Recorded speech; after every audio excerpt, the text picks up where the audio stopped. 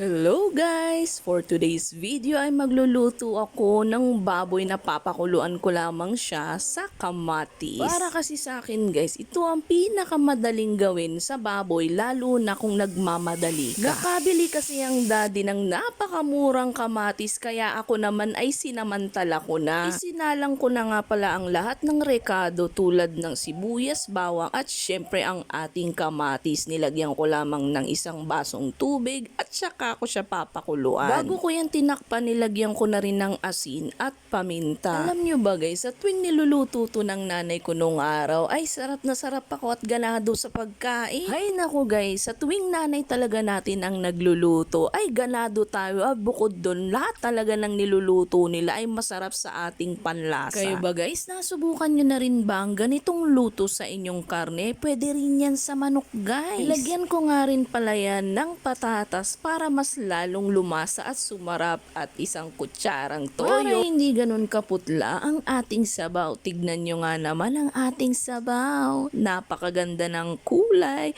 at tsaran!